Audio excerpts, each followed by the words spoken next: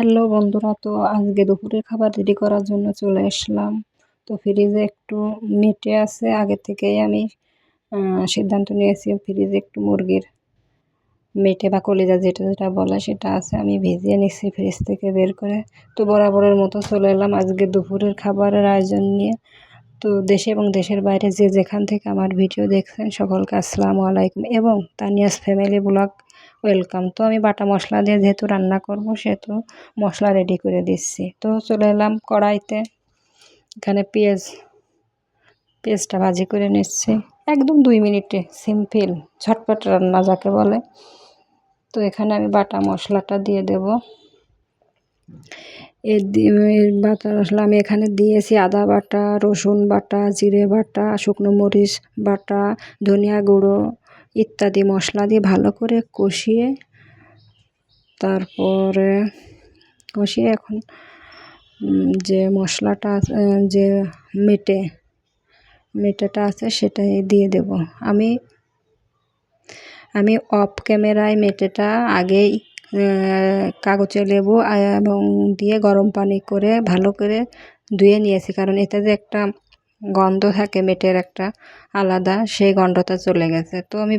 তো আমি এখানে মশলা দিয়ে মেটে দিয়ে বেশি কষাবো না, কারণ মশলা আগেই ভালো করে কষিয়ে নিয়েছি এবং মেটে আগেই তো সিদ্ধ করে নিয়েছি। এই দেখেন আমার রান্না হয়ে গেল। এখন দুপুরের খাবার রেডি করার জন্য চলে আসলাম। খাবারটা রেডি করে নিই। 2 চামচ ভাত নিয়েছি, গরম একেবারে ধোয়া ওঠা ভাব। এখন ঘড়িতে বাজে প্রায় 3:30। এখন সেই রান্না করা মেটে ভালোই লাগে খেতে, খুবই ভালো লাগে। আমি একটু ঝোল রাখিনি, শুধু তেলের ঝোলই রেখেছি, পানি রাখিনি, একটু একদম শুকনো শুকনো করে ফেলেছি। তো চলে এই যে নেব হয়ে গেছে, একটু লেবু নিয়ে আমার রেডি দুপুরের খাবার। এখন চলেন খাওয়া যাক।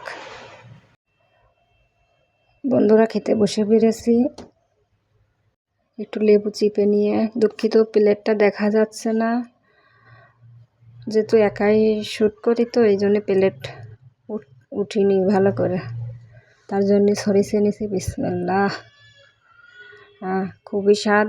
গন্ধরাজ লেবু দিয়ে খাবার খেতে খুবই মজা লাগে। তো ভিডিও শেষে একটা কথাই বলবো, আমি নতুন বন্ধুরা কথাবার্তায় ভুল ত্রুটি ক্ষমা করে দেবেন ও পাশে থাকবেন, সাপোর্ট করবেন, যাতে আমি নতুন ভিডিও বানাতে উৎসাহিত হই।